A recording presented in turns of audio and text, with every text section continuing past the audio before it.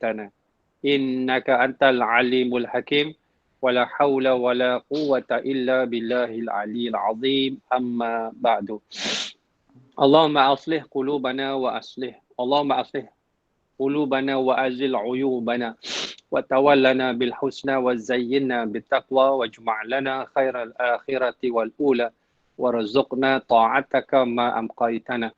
Wahai Allah, perelokkan hati kami, cabutkan keaiban dari diri kami, dorongkan kami pada jalan-jalan kebaikan, hiaskan hati kami dengan ketakwaan, himpunkan bagi kami kebaikan akhirat dan dunia, rezekikan kepada kami ketaatan kepadamu selagi mana kami hidup menumpang di atas muka bumi. Amin ya rabbal alamin.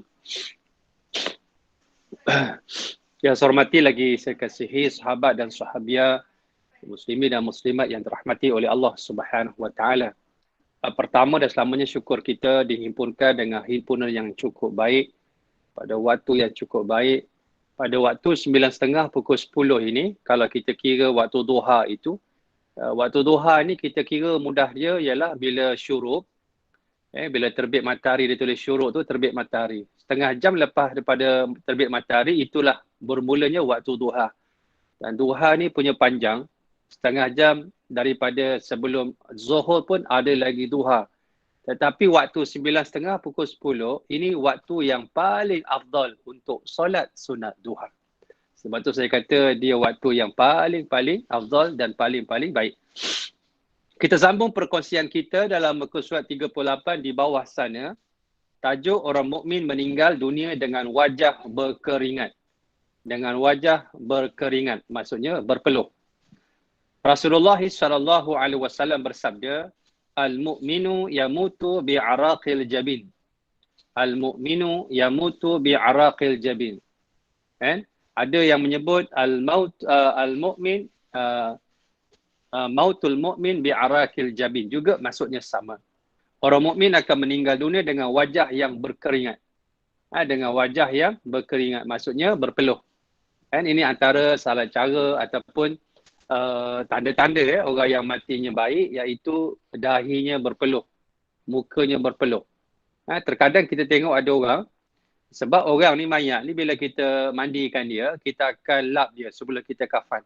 Maknanya mayat yang kalau kita dah kafan tu, maknanya dia dah melalui proses apa? Proses kita kita dah lap dia betul-betul. Sekejap nak betulkan. Okey. Okay. Mayat tu bila kita dah mandikan dia, kita akan lap dia sungguh-sungguh sebelum kita kafan. Maksudnya kalau sampai kepada proses dia itu di kafan, maknanya mayat itu sudah kita lap dia betul-betul dengan towel lah. Dengan towel. Jadi maknanya tidak ada air. Tetapi kadang-kadang kita tengok mayat, setengah mayat, bila mana kita tengok walaupun dia lepas daripada dia itu lepas daripada dia itu dimandi dan dikafan, kita dah lap, dia punya peluh dia tak henti-henti keluar.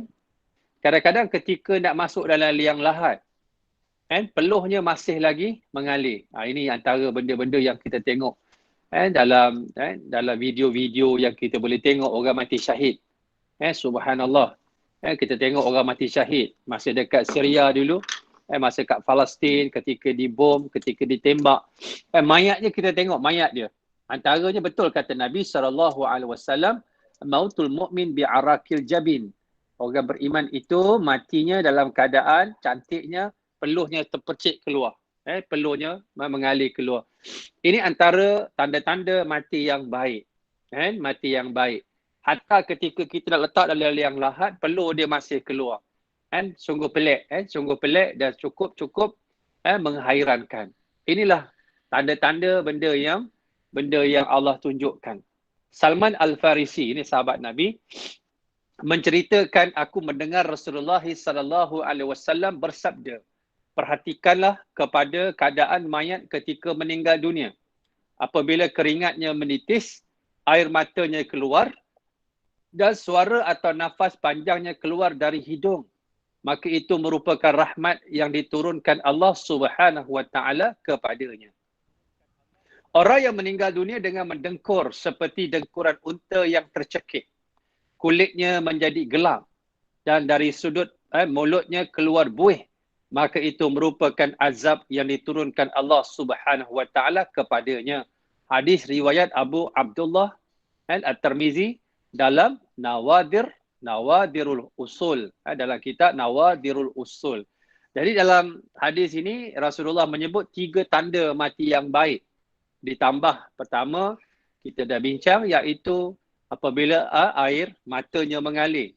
Ya, bila mana keringatnya peluhnya menitis. Yang kedua, air matanya keluar. Subhanallah. Air matanya mengalir keluar. Dan suara atau nafas panjang keluar dari hidung. Maknanya ketika dia nak embuskan nafas tu, suara dia, nafas panjang keluar daripada hidung, bukan daripada mulut. Itu tanda-tanda yang disebutkan oleh sahabat Nabi Salman Al-Farisi radhiyallahu anhu. Ada pun orang yang matinya teruk, disebut seperti apa? Unta yang tercekik. Macam unta yang tercekik. Bunyi unta apabila unta tu tercekik. Suara dia sangat menakutkan. Kulitnya menjadi gelap. Wa na'udzubillah. Kulitnya jadi gelap macam kadang-kadang seolah-olah macam dipanggang. Macam jadi panggang, macam dipanggang jadi hitam begitu. Wa na'udzubillah. Kemudian dari sudut mulutnya keluar buih. Mulutnya berbuih. Ini yang disebutkan dalam hadis ini. Abdullah berkata, apabila seorang mukmin pernah melakukan kesalahan, ketika hidup di dunia, maka dia akan meninggal dunia dengan wajah yang berkeringat sebagai balasan atas kesalahannya. Jadi, disebutkan juga orang-orang yang mukmin apabila dulu dia pernah buat dosa. Sebab tak ada orang yang tidak berdosa. Tak ada orang yang tidak melakukan kesalahan. Tidak ada orang yang maksum melainkan Rasulullah sallallahu alaihi wasallam. Dalam keadaan apabila dia nak meninggal, seorang mukmin itu, wajahnya berpeluh. Wajahnya berpeluh sebagai balasan atas kesalahannya. Jadi maksud peluh dekat sini disebutkan apakah kerana apa? Antaranya peluh itu menunjukkan kesakitan, kita akan lihat di bawah nanti. Kesakitan yang dialami ketika sakarat sehingga berpeluh. Sehingga berpeluh. Kerana apa? Allah nak habiskan dosa-dosanya sebagai satu kafarah. Sebagai satu kafarah, sebagai menebus dosa yang dia pernah lakukan. Sebab itu terkadang sahabat-sahabat, walaupun kita lihat terkadang ada orang matinya payah. Nazaknya lama, sakaratnya lama, seminggu, 2 minggu, sebulan. Jangan kita kata orang ni jahat. Kerana kita tak tahu keadaan dirinya sebenar. Terkadang ada orang yang hujung daripada usahanya, Allah payahkan matinya untuk Allah habiskan dosa-dosanya sebagai satu kafarah. Dan bila dia meninggal, dia dah tak ada dosa dah.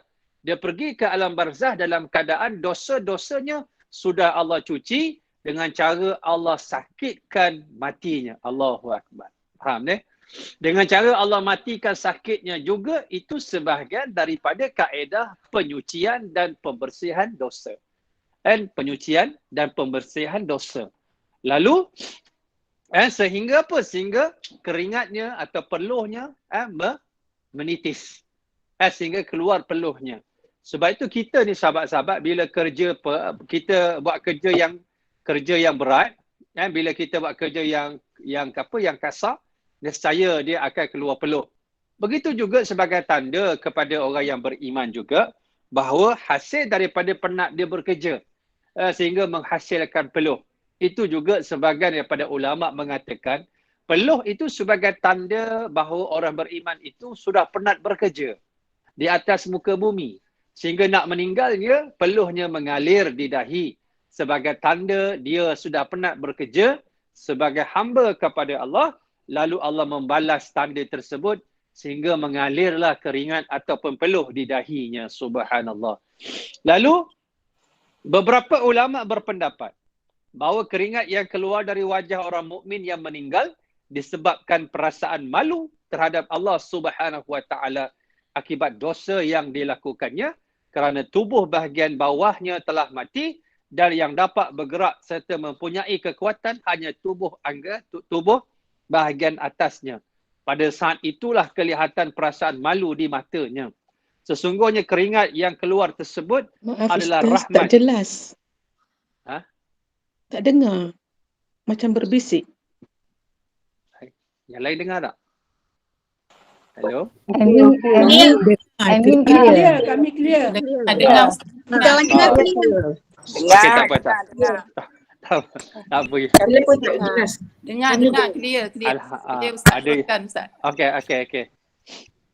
Adjustkan handphone dia lah. Pada saat itulah kelihatan perasaan malu di matanya. Sesungguhnya keringat yang keluar tersebut adalah rahmat dan teman atau penolong ketika itu adalah perasaan malunya terhadap Allah Subhanahu wa taala dan berita gembira serta kemuliaan yang dihadiahkan kepadanya. Jadi, sahabat yang dikasihi Allah SWT, ada juga ulama yang berpendapat peluh itu keluar daripada mayat orang yang beriman ketika matinya, antaranya sebab perasaan malu dia bertemu Allah Subhanahu wa taala dengan keadaan dirinya yang berdosa. Dalam keadaan dirinya berdosa, jadi tubuh itu digambarkan. Bahagian kaki ni ialah bahagian yang awal akan diangkat, ditarik oleh malaikat. Sebab tu nyawa ni paling akhir akan keluar ikut kepala. Saya tak tahulah wallahu alam, tapi pengalaman yang saya lihat, ada orang sedang nazak, dia punya kepala ni, kita panggil ubun-ubun kepala ni lembik. Macam baby yang baru lahir dalam tempoh sebelum 40 hari. Baby ni kalau terperanjat, ubun-ubun dia jadi tenggelam, lembik ke dalam. Sebab itu kalau orang tua dulu kata, kadang-kadang baby tu terperanjat, lemah semangat, kena sawan tu, sawan lempung lah, sawan ni lah, membesarnya dalam keadaan kurus, dalam keadaan tak sehat, budaknya pucat. Begitu juga kadang-kadang kita lihat orang yang nak meninggal, ubun-ubun dia lembik sangat. Kerana apa? Roh tu akan keluar terakhir ikut kepala.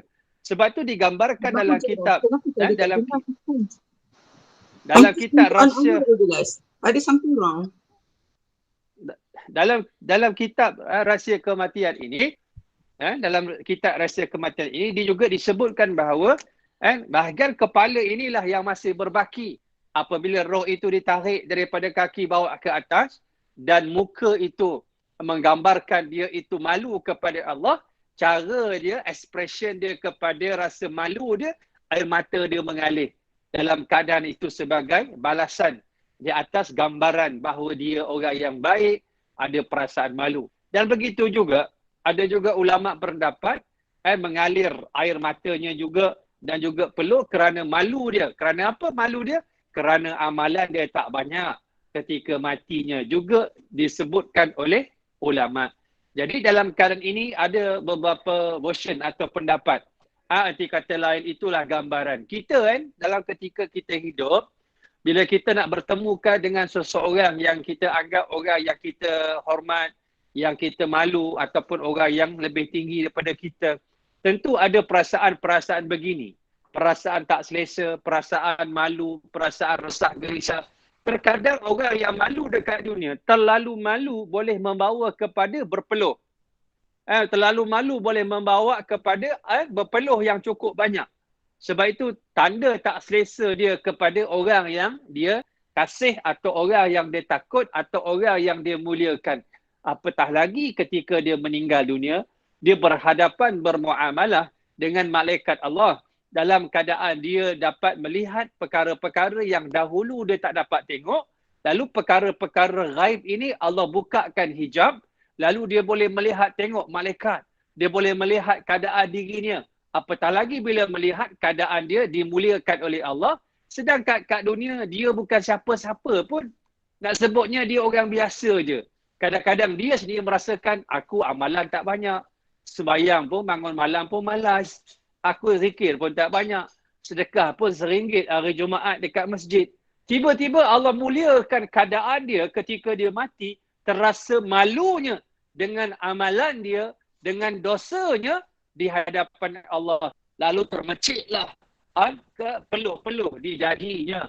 Sehingga kita dapat lihat dalam keadaan wajah ataupun mayat tersebut. Subhanallah. Sebab sahabat-sahabat yang faham diri kita lah betul kan? Ya. Kenapa? Ada yang tak, ada yang telefon ada masalah tadi. Minta maaf. Cuba cek telefon masing-masing sebab nak apa dia bertanya nak dengan Ustaz. sila Ibu. Sila aja. Ustaz, dulu membicarakan benda-benda yang apa yang amalan dia perbuat pada zaman Rasulullah. Memang Allah akan tunjukkan benda-benda macam tu pada dia orang kan untuk buat iktibar dan pengajaran pada kita umat-umat yang akhir ni. Soalan saya nak tanya, zaman akhir zaman ni benda-benda macam tu kan kita boleh sebab tapi jarang dengar orang kadang-kadang kita sendiri pun keluarga terdekat tak nampak pun macam peluh ke ataupun wajah yang bertukar kan macam Ustaz uraikan tadi tu.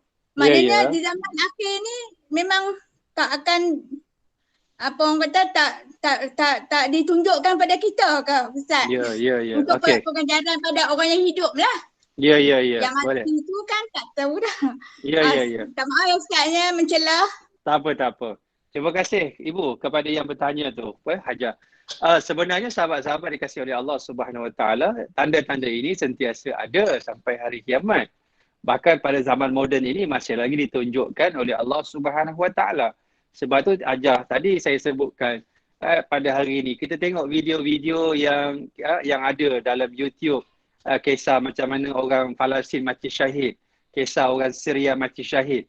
Masih lagi dalam keadaan kita membaca kisah-kisah sahabat-sahabat Nabi yang gugur syahid, dalam gambarannya ditunjukkan pada hari ini. Dahinya berpeluh, mukanya tersenyum, bahkan sahabat dia kata dia mengucap dekat Palestin boleh membaca Quran. Ketika dalam keadaan badan dia dah berlubang kena bom dengan Israel, dah berlubang, dah dalam keadaan badan dia tu ditembak, cedera parah, membaca Quran, boleh mengucap. Kerana antaranya kita lihat orang yang mati syahid itu antara mati yang terbaik. Mati syahid iaitu mati syahid dunia dan akhirat. Mempertahankan agama, mempertahankan diri dia, nyawa dia, harta dia, keluarga dia. Maka dia mati dalam keadaan masih ada lagi. Masih ada lagi pada hari ini. Bahkan dalam keadaan dia tak rasa sakit. Kerana mati syahid ni macam kena gigit semut dia. Kata Rasulullah SAW. Mati yang sakaratnya tidak sakit. Dalam keadaan apa? Dalam keadaan itu anugerah Allah. Dan di sana masih ada lagi yang disebut pahala-pahala syahid, yang mana pahala syahid itu tidak seperti sahabat Nabi dahulu. Tetapi diberi peluang dengan syahid-syahid yang dapat ganjarannya di sisi Allah, walaupun pada zahirnya tak nampak mati syahid. Dia tak angkat senjata, dia pergi lawan musuh yang menyerang Islam. Tetapi dalam keadaan Allah bagi dia contoh, mati macam mana? Mati sakit perut, mabtun, mati sebab ta'un, mat'un. Hari ini dikaitkan dengan pandemik, penyakit yang merebak dalam keadaan kerana penyakit yang merebak dalam skala macam ini, pandemik, termasuk dalam insya-Allah mati syahid. Kemudian mati melahirkan anak, ibu melahirkan anak. Dalam keadaan lahirkan anak bukan lahir saja mati. Dia lahirkan anak, dia sakit setahun baru meninggal. Sakit dia sebab melahirkan anak juga dapat pahala syahid.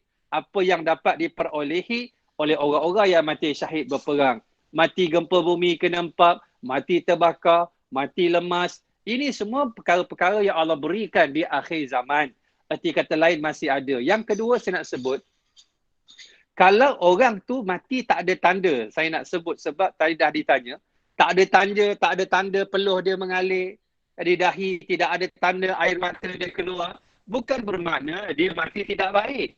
Kena ingat, hatta saya sebut tu tadi, kalau dia mati dalam keadaan sakaratnya panjang, mendesahnya, dalam keadaan garah-garahnya seminggu, sebulan, bukan bermakna dia mati tak baik. Sehingga disebutkan dalam hadis tu tadi, antara yang disebutkan, erti kata lain, keringat yang keluar itu akibat maksiat yang dia pernah lakukan. Maksudnya di atas keringat dia itu muka juga disebutkan kerana apa? Kerana maksiat yang dia pernah buat. Bila dia nak meninggal, maka didatangkan dengan sakarat. Agak teruk kerana apa? Sebagai kafaratun. Sebagai kafarah di atas dosa yang dia masih ada, yang tersisa. Allah bersihkan dengan matinya sakit. Kerana apa? Untuk dia pergi ke alam barzakh dalam keadaan dia sudah dibersihkan oleh Allah Subhanahu Wa Taala. Sebab tu kita yang hidup, kita melihat orang mati, teruk macam mana matinya, kita tak boleh letakkan andaian dia mati tak baik. Dia mati teruk. Dia tu diazab Allah. Kita tak tahu sahabat-sahabat. Adapun kalau ada tanda-tanda yang baik, alhamdulillah. Kalau tak ada tanda-tanda yang tak baik, yang ada tanda-tanda yang tak baik juga, kita tak boleh nak letak ini mesti begitu tak. Kerana kita tidak boleh menghukum perkara-perkara yang bukan di luar daripada bidang kita. Nahnu nahkum bidzawahir. Kita menghukum pada perkara yang zahir sahaja. Adapun perkara-perkara itu kita serahkan kepada Allah, sebab orang yang meninggal dunia, kalau meninggal, kita sebutkan kebaikan dia. Kita sebutkan kebaikan dia, melainkan mereka-mereka memang dilaknat oleh Allah. Contoh Abu Lahab dalam Al-Quran, surah Al-Masad, tabat yada abi lahabi wa tab. Maknanya Abu Lahab itu dilaknat oleh Allah dengan perkataan celakalah Abu Lahab dan kedua tangannya. Itu tafsirannya. Maksudnya dengan apa yang dilakukan, menentang Rasulullah, menentang perjuangan Islam. Wa imra'atuhu, bukan saja Abu Lahab, bahkan isterinya juga dilaknat oleh Allah. Kalau pagi-pagi kita solat, kita baca surah Al-Masad, kita maki dia. Walaupun dia dah mati, tetapi kerana ia telah dirakam, diabadikan oleh Allah dalam Al-Quran sebagai manusia yang dilaknat oleh Allah, seperti Fir'aun, seperti Namrus. Ini perkara-perkara yang kita kena faham. Seperti kata lain, apapun yang terjadi kepada mayat pada hari ini, kita kita kena fikir yang positif, yang baik. Walaupun hidupnya minum arak, hidupnya berzina, kita tidak tahu dia di hujung dari usianya, dia sempat bertaubat. Antara dia dengan Allah bersih. Kita pula nak menambah dosa, beban kepada kita. Perkara itu tidak sewajarnya disebutkan. Boleh dah? Lalu, pada saat itulah kelihatan perasaan malu di matanya tadi. Maknanya pada matanya kerana terlalu malu sehingga berpeluh. Sesungguhnya keringat yang keluar tersebut adalah rahmat dan teman atau penolongnya ketika itu adalah perasaan malunya terhadap Allah Subhanahu Wa Taala dan berita gembira serta kemuliaan yang dihadiahkan kepadanya. Sebagai satu perasaan, sebagai satu simbolik atau satu simbol tanda bahawa aku malu ya Allah kepadamu dengan dosa aku yang banyak. Ini nilai kita. Hatta Imam Asy-Syafi'i pun nyebut, dia kata, wahai Allah, aku tak layak masuk syurgamu. Ini sifat tawaduk dia. Bukan Imam Syafi'i tak nak masuk syurga. Dia seorang yang alim, seorang yang berilmu. Kita hari ini kena solat, kena beribadah pun dengan sebab ajaran dia. Kerana itulah sedekah jariah ataupun amal jariah ilmu yang digunakan sampai hari kiamat. Bayangkanlah betapa banyaknya pahala dia. Tetapi nak sebutnya bahawa itu sifat tawaduk dia, rendah diri dia. Dan aku ya Allah, aku tak tahan akan azab neraka-Mu. Kita ni sebagai manusia, dengan apa yang ada pada diri kita pun, masa kita hidup pun, kita rasa malu dengan Tuhan. Saya sebutkan. Dengan apa yang ada pada diri kita hari ini, saya lah nak sebut. Dengan dosa saya yang banyak. Dalam maksiat kita saya yang banyak. Amalan saya yang tak banyak, yang sedikit. Tiba-tiba, apa yang ada pada pagi ini, Allah beri pada saya cukup banyak. Allah beri saya hidup. Allah beri saya sihat. Allah bagi kita sikit-sikit dia sakit. Alhamdulillah. Allah bagi kita makan, boleh minum. Ada orang minum ikut hidung. Ada orang berak ikut plastik. Kena tebuk kat perut, tak boleh berak. Ada orang saya jumpa, dia tak boleh kentut. Subhanallah, kentut ni nikmat rupanya. Ada orang tak boleh kentut. Dia dalam hospital tu, muka dia pucat saja. Saya lalu, kemudian seorang ibu tu, pakcik tu dia kata, nak marilah tengok cucu makcik ni. Cucu makcik ni dia tak boleh kentut, tak boleh berak. Saya singgah sebab dia kata tak ada orang ziarah dia. Saya pun singgah lah. Saya pun tak kenal dia. Saya pun tanya khabar. Jadi cucu dia ni malu tutup muka. Tapi tak apalah. Makcik dia ataupun opah dia panggil kita. Nak sebutnya bahawa kentut juga satu nikmat. Dalam keadaan kita ni, dalam keadaan dosa kita yang banyak, amalan kita yang sedikit, tak layak Allah nak layan kita. Tiba-tiba Allah layan kita. Dan sahabat-sahabat ada minta semalam boleh hidup. Hari ni hidup. Semalam minta sihat. Hari ni sihat. Semalam minta boleh kencing. Hari ni boleh kencing. Semalam minta boleh berak. Hari ni boleh berak. Semalam minta boleh makan. Tak minta. Boleh makan, boleh minum. Dalam keadaan boleh bercakap. Ada orang tak boleh. Tak boleh. Erti kata lain, ini merupakan anugerah Allah Subhanahu Wa Taala. Jadi dalam keadaan kita hidup pun, kita malu dengan Allah. Terkadang nak minta kat Tuhan ni pun kita rasa malu. Sebab apa? Sebab apa kita rasa malu? Kita nak minta benda yang kita minta Allah belum bagi, kita nak komplain pada Tuhan. Sedangkan terlalu banyak perkara-perkara yang kita tak minta Allah beri. Yang ini kita tak terima kasih ke? Yang Allah beri yang kita tak minta ni tak terima kasih ke? Tiba-tiba kita nak komplain pada Allah, benda yang kita minta Allah bukan tak beri, belum beri. Kita rasa benda tu tak layak untuk kita nak banding-bandingkan dengan Allah. Saya nak sebut bahawa ketika hidup pun kita ada perasaan itu. Apatah lagi ketika mati. Sebab apa? Ketika kita mati, kita dah tak ada peluang untuk buat baik dah. Berbuat amal-amal soleh ini ketika hidup. Sebab itu walaisatit taubatu lilladina ya'maluna sayyi'at. Bukanlah taubat itu untuk orang yang buat maksiat, benda-benda yang keji. Sehingga datang kepada mereka kematian, mereka berkata, qala inni tubtul an. Aku bertaubat ni ya Allah. Sebab itu pintu taubat tertutup bila roh sampai di sini, tenggorok. Malam yugharghar. Ni dipanggil orang nak meninggal, dipanggil gharghara. Tu yang bunyi mendesah tu, kok kat sini kan. Mendesah. Macam kat dalam kongkong ni ada benda tersumbat. And bunyi mendesah. Tu yang tadi sebut sebagai unta. Bunyi suara unta yang tercekik. Kat sini mendesah. Dibuat main oleh malaikat Allah Subhanahu Wa Taala. Yang kedua ketika mana matahari sudah terbit di sebelah barat. Maksudnya kiamat berlaku. Sebab tu konsep kiamat tak ada orang yang jahat. Semua orang-orang beriman Allah matikan. Maksudnya Allah kedatangkan kepada orang beriman angin sejuk. Angin sejuk ni bila kena orang beriman walaupun sedikit imannya dia mati. Jadi tinggal yang jahat-jahat belaka. Sebab Allah tak mahu orang-orang yang beriman itu dia duduk dalam suasana huru-hara kiamat. Lalu Allah matikan orang beriman, biar orang beriman dia tidak merasakan huru-haranya kiamat seperti orang-orang yang kafir.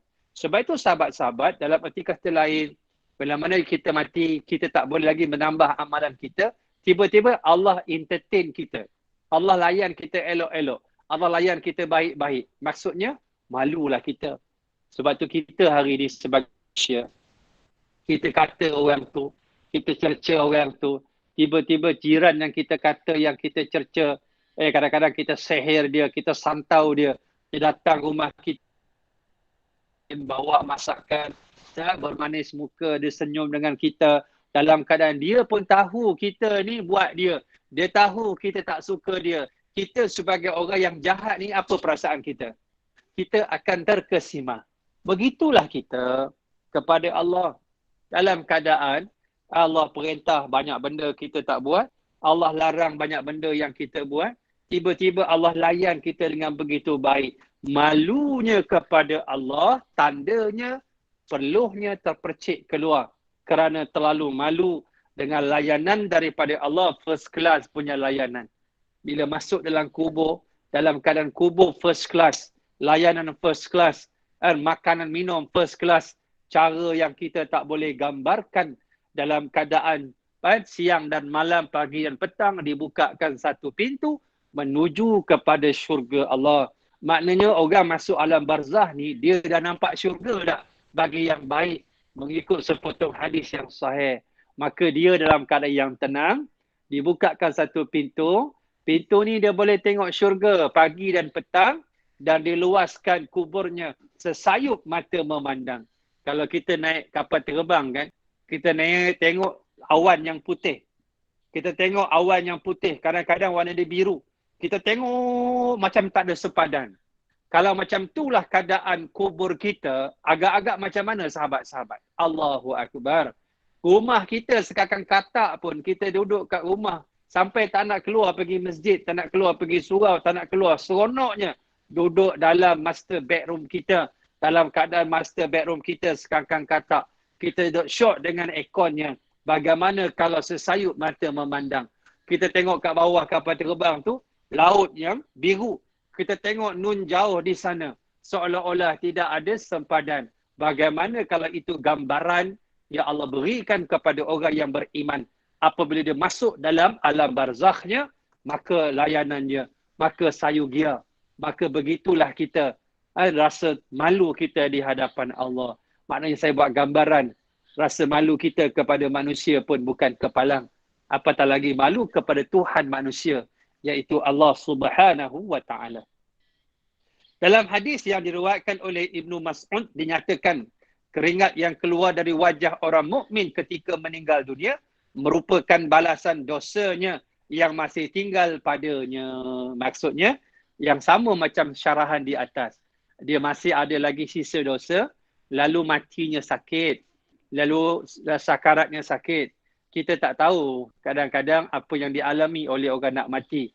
Sakitnya itu kerana Allah tambahkan sikit untuk Allah bersihkan dosa-dosanya sehingga air matanya mengalir, sehingga dahinya berpeluh di atas tanda ar-rahmat Allah ketika nak meninggalnya. Kemudian dengan kata lain kesusahannya. Tengok kata Tok Guru ni. Kata Tok Guru. Siapa dia Tok Guru ni? Imam Al-Qurtubi daripada Cordoba. Dia kata dengan kata lain kesusahannya ketika meninggal dunia merupakan cara untuk membersihkan dosa yang masih ada pada dirinya. Jadi daripada kata-kata ini, kita jangan tengok bila orang matinya sakit tadi, matinya tak ada mengalir air mata, tak berpeluh. Jangan kita terus judge, kita terus hakim. Dia ni mati teruk lah ni. Ni neraka lah ni. Ni kena azab lah ni. Tak betul. Itu bukan cara yang diajarkan oleh Rasulullah SAW. Sebab tu Nabi dia tunjuk tanda-tanda supaya apa? Kita ini mendoakan kebaikan pada orang-orang yang dah meninggal dunia. Kalau tanda itu tanda yang baik, kita cukup alhamdulillah. Kalau tandanya tidak baik, kita doakan pada dia dan bukan kita nak sebut benda yang tak baik pada si mati. Itu maksudnya.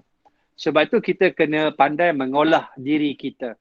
Sebab tu kadang-kadang orang sebut pada saya, dia kata, Ustaz, macam mana nak melarikan diri daripada dunia? Macam hari ni saya nak sebut banyak benda-benda pelik pada kehidupan kita. Kita tidak nafikan kita duduk di hujung zaman. Kita duduk di hujung zaman. Banyak hadis-hadis tentang perkara di hujung zaman. Hadis-hadis di hujung zaman ini bukan nak menjadikan kita sebagai manusia yang negatif, yang pasif, yang lemah semangat, tak ada jiwa, jadi lemah, bukan begitu. Itu sebagai tanda-tanda yang Nabi sebut supaya kita dapat menjaga diri. Sebab itu apa juga zaman, baik Rasulullah, baik zaman sahabat, baik zaman tabi'in, baik zaman tabi'in, baik kita di hujung zaman, apapun, bila kita ada ilmu, kita buat segala perintah Allah, kita tinggal segala larangan Allah, maka kita akan selamat. Apa guna kita duk takut-takut dalam keadaan kadang-kadang kita baca media sosial, kita baca Facebook, kita jadi manusia yang jadi paranoid. Jadi paranoid. Vaksin ni Yahudi lah ni. Vaksin ni Illuminati lah ni. Vaksin ni Dajjal lah ni. Dalam keadaan ini perkara yang tak diajar oleh Rasulullah SAW. Jangan sampai kita menjadi manusia yang tak ada pegangan. Takut yang ni Yahudi lah ni tapi tak baca Quran. Yang ni Yahudi lah ni tapi tak solat. Yang ni Yahudi lah ni tapi tak berzikir. Sebab itu kita nak jaga diri kita. Apa yang Nabi ajar. Qurannya, zikirnya. Dan dalam keadaan kita beramal dengan perkara-perkara ini. Termasuklah tu tadi. Jadi saya sebut supaya sahabat tadi, terima kasih Hajah yang bertanya supaya saya dapat jelaskan lagi. Bagus soalannya tu tadi. Jadi saya dapat jelaskan lagi kedudukan kefahaman kita kepada perenggan-perenggan ini supaya kita tidak menjadi manusia macam tadi. Kan? Tak ada tanda pun akhir zaman. Tak, bukan gitu. Maksudnya bila tak ada tanda bukan bermakna kita ni satu umat yang tidak diberkati oleh Allah Subhanahu wa Ta'ala. Keberkatan yang Allah berikan kepada hamba-hamba yang beriman sehingga hari kiamat. Hatta nak kiamat, Allah tak nak orang beriman ini dia duduk dalam keadaan yang tidak selesa. Sebab itu dahsyatnya kiamat itu digambarkan dalam Quran, dalam hadis, maka Allah tak nak orang beriman ini dia tersentap dengan gegak gembita, huru-hara kiamat, Allah matikan. Sebab itu orang beriman di hujung zaman pun Allah jaga. Sehingga kan adanya angin sejuk yang datang mengenai orang beriman. Sehingga orang beriman semua mati. Lalu orang beriman ni mati sebelum ada gegaran, gempa gempita, huru-hara daripada kiamat.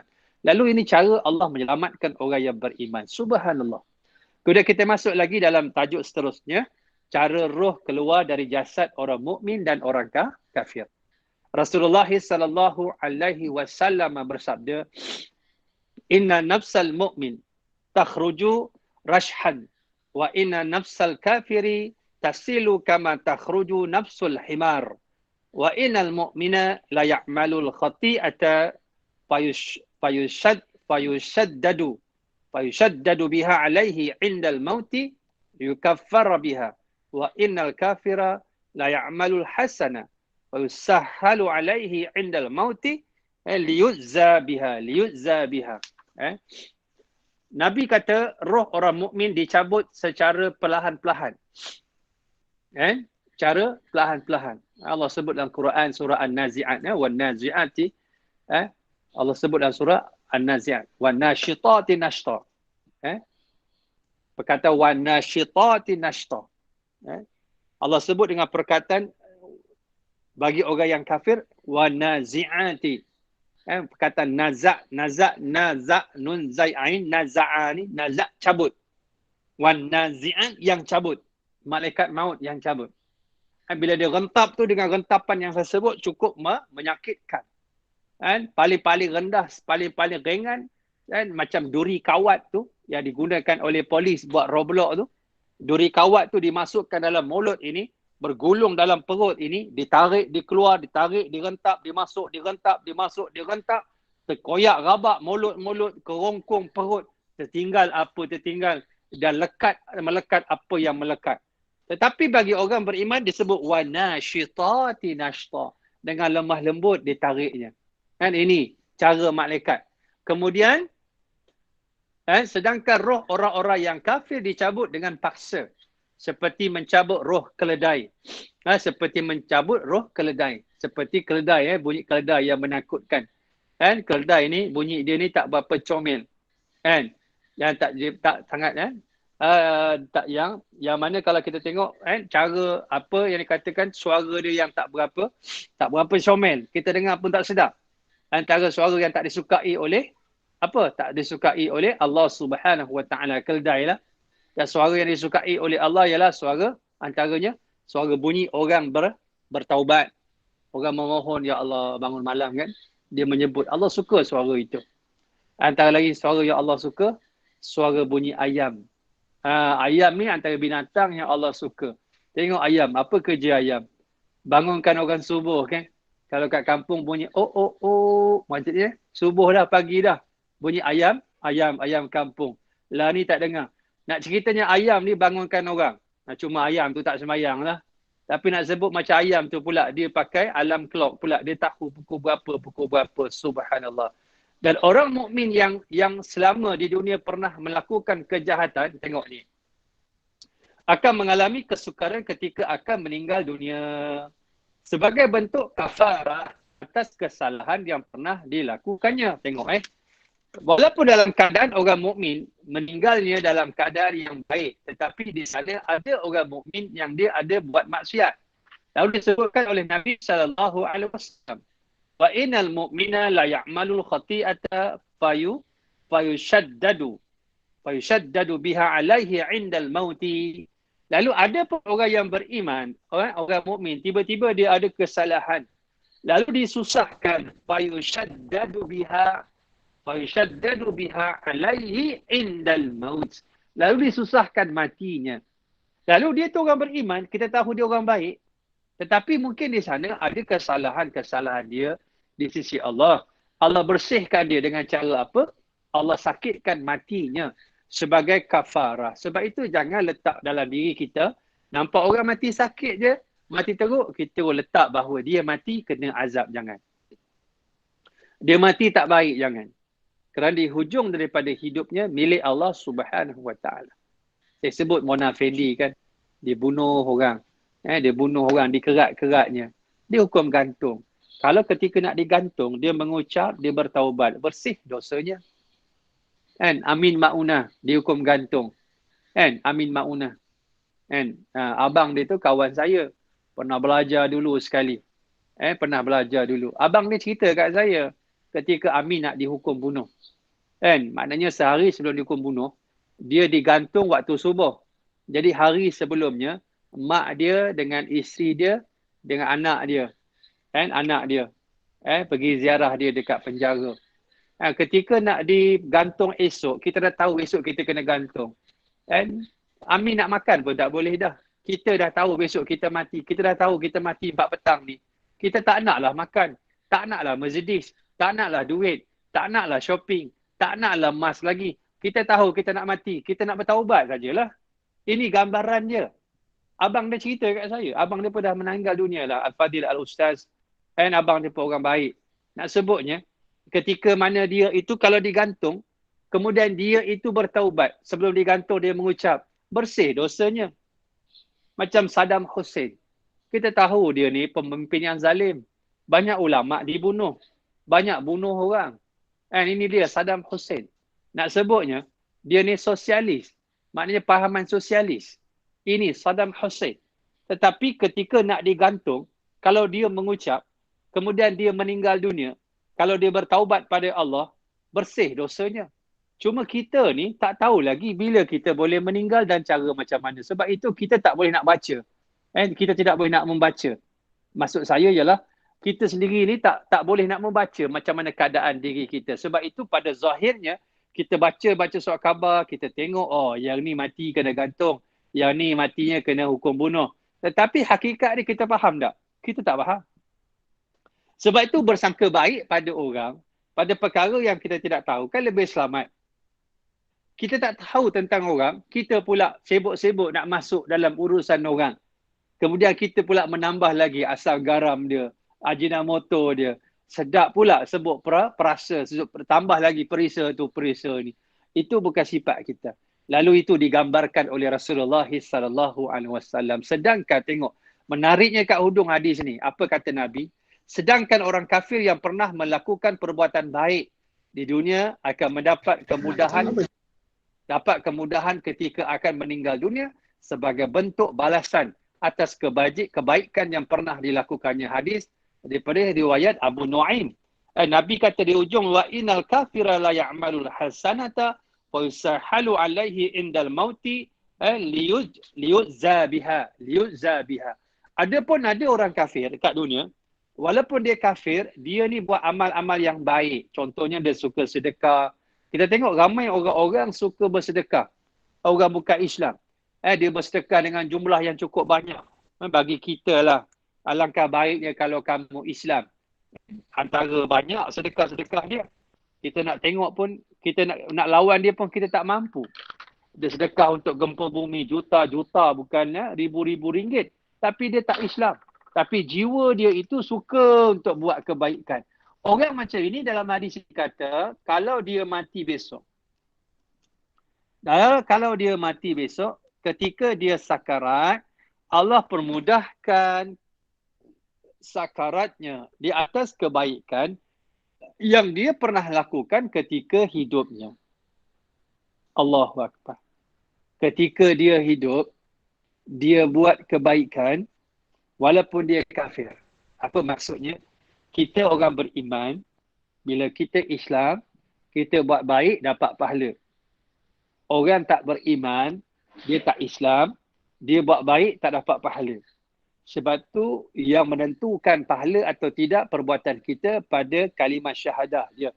Sebab itu kalimah syahadah itu diletak pada rukun Islam yang pertama. Kalimah syahadah barulah sembahyang. Sebab itu sembahyang kita, puasa kita, zakat kita, haji kita dan ibadah-ibadah yang lain, dia terikat dengan La ilaha illallah Muhammadur Rasulullah. Sebab itu orang bila peluk Islam, dia dah sembah berhala 100 tahun.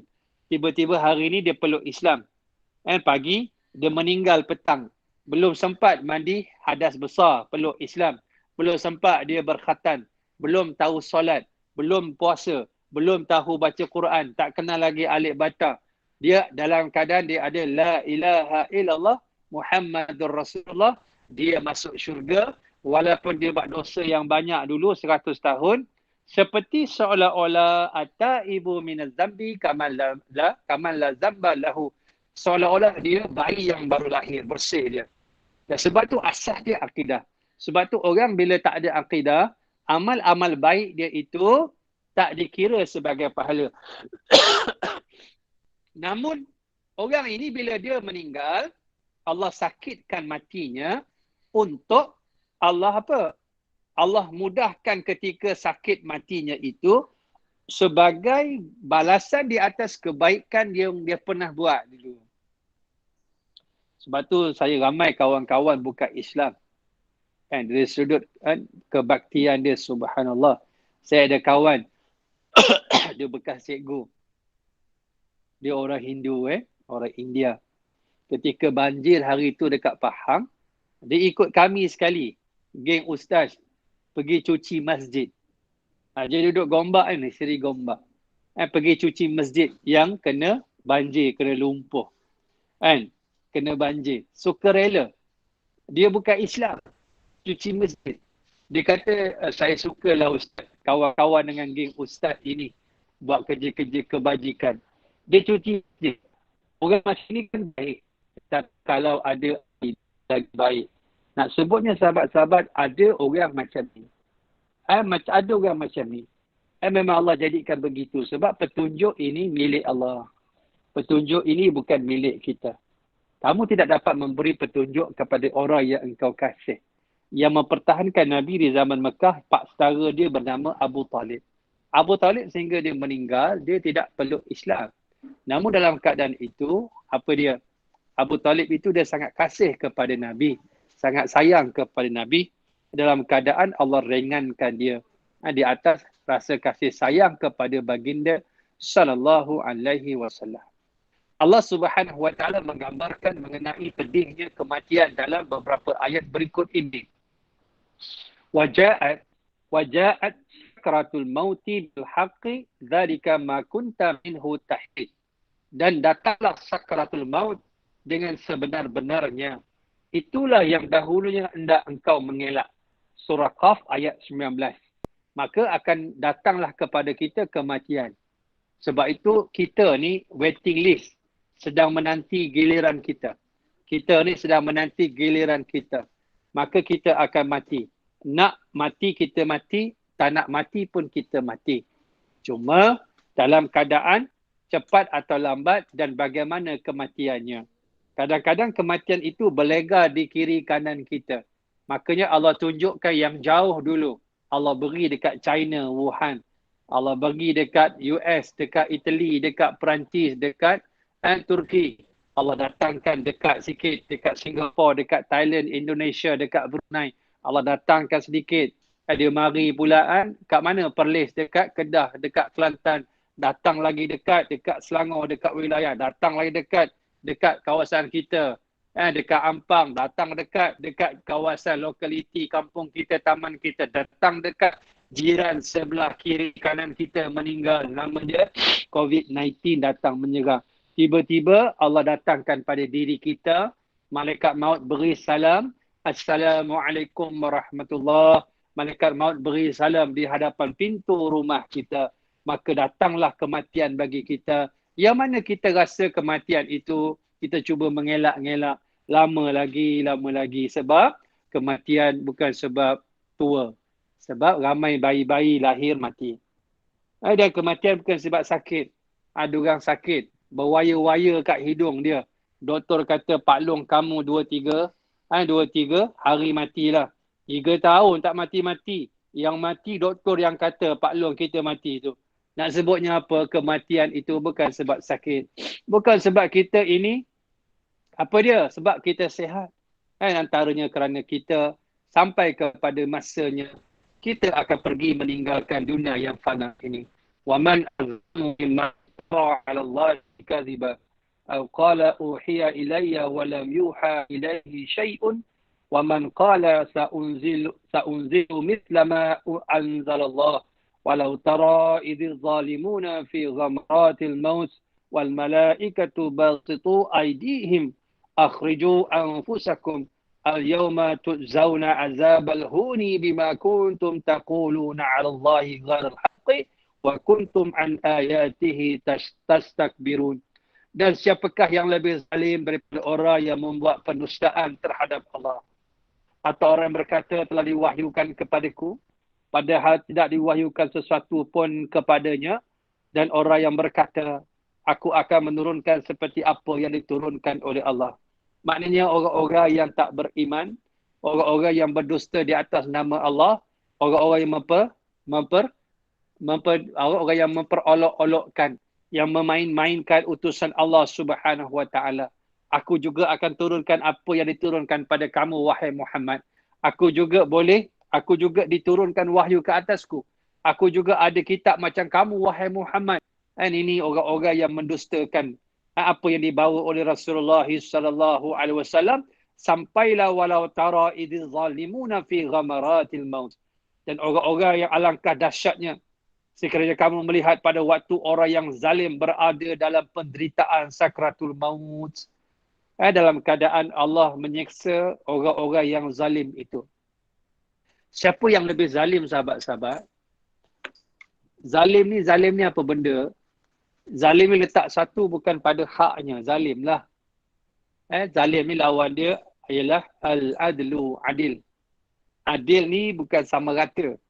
Itu sebahagian daripada keadilan.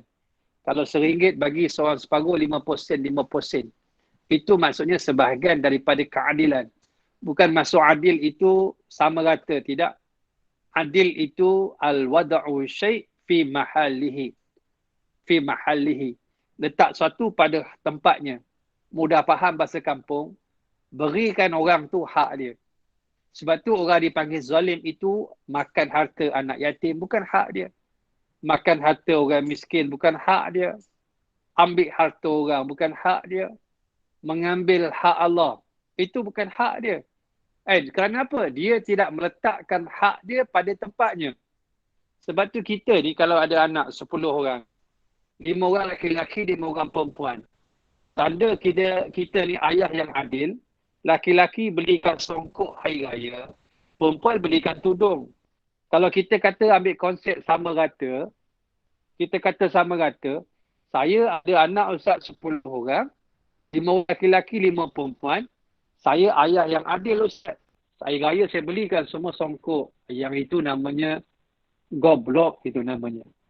Saya adil ustaz, saya belikan semua tudung, itu namanya tak cerdik namanya. Nak sebutnya, laki-laki belikan songkok dan perempuan belikan tudung. Itu adil. Kita berikan hak dia pada apa dia?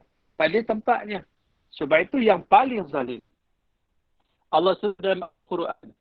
Wa man azlamu mimman dzukira bi ayati rabbih thumma a'rada anha.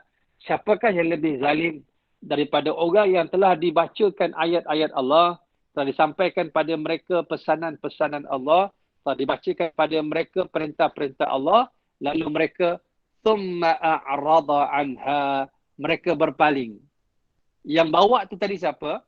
Quran, Rasul. Bawa kitab-kitab, Rasul-Rasul. Bila disampaikan, dia berpaling. Masuk berpaling bukan paling muka. Berpaling muka, arti kata lain, tidak ikut apa yang dibawa oleh Rasul-Rasul alaihimus salatu wassalam. Iaitu daripada perintah Allah Subhanahu wa taala. Itu paling zalim. Yang bunuh tu zalim tak? Zalim. Yang merompak zalim. Minum arak zalim. Tapi yang paling zalim, orang yang dibacakan ayat-ayat Allah, orang dibacakan apa dia? Petunjuk Allah, mereka berpaling daripada kebenaran. Wa na'udzubillahi min dzalik. Lalu keadaan mereka itu, malaikat tengok dalam keadaan sakarat, sedang malaikat. Tengok, wal malaikatu basitu aydihim. Dalam keadaan malaikat memukul dengan tangannya. Agak-agak macam manalah pukulan malaikat itu. Ketika di dalam alam barzakh, malaikat punya penukul itu beratnya tak mampu diangkat oleh seluruh makhluk Allah Subhanahu wa taala. Diletakkan di atas kepala kita dalam keadaan dipukul, wa na'udzubillah. terbenamlah manusia itu ke dalam pelusuk apa dia, bumi Allah, diangkat, disongkit balik. Dalam keadaan itulah pukulan tiap-tiap hari. Dalam keadaan disebut dalam nasyid Arkam, dipukul, dipalu, bertalu-talu, dipukul, dipalu, berhari-hari. Itu kan lagu apa? Sepohon kayu daunnya rimbun. Kalau kita renung balik-balik, nasyid tu, kita renung balik-balik. Sepohon kayu daunnya rimbun, lebat buahnya serta bunganya, lebat bunganya serta buahnya. Walaupun hidup 1000 tahun, kalau tak sembahyang, apa gunanya? Bila kita duduk petang-petang, ibu-ibu, ayah-ayah sekalian, sahabat-sahabat yang saya kasih sekalian, kita duduk termenung, kita dengar nasyid tu, sedih nasyid tu. Dipukul, dipalu, berhari-hari. Sedih tak? Sedih. Arti kata lain, itu sebagai satu nasihat. Dalam keadaan digambarkan oleh Allah, orang yang zalim itu, orang yang matinya dalam keadaan itu, maka dalam keadaan apa? Dipukul oleh malaikat Allah dengan tangannya sambil berkata, keluarkan nyawamu, pada hari ini kamu dibalas dengan siksaan yang sangat menghinakan. Kerana kamu selalu mengatakan terhadap Allah perkataan yang tidak benar, dan kerana kamu selalu menyombongkan diri terhadap ayat-ayatnya. Maknanya kita dalam keadaan kita menyombongkan diri di hadapan Allah Subhanahu wa taala. Firman Allah Subhanahu wa taala tadi dalam suratul An'am ayat 93.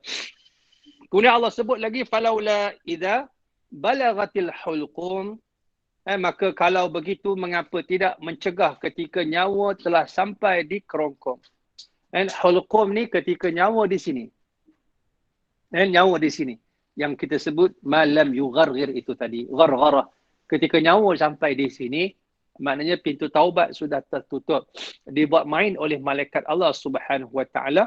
Ketika mana kalla idza balagatit taraqi, tidak sama sekali apabila nyawa telah sampai ke kerongkongan. Arti kata lain, dalam keadaan sakarat, sakratul maut. Sebab itu orang beriman sangat takut pada 3 perkara. Pertama iaitu melihat malaikat yang datang ketika nak mengambil nyawanya.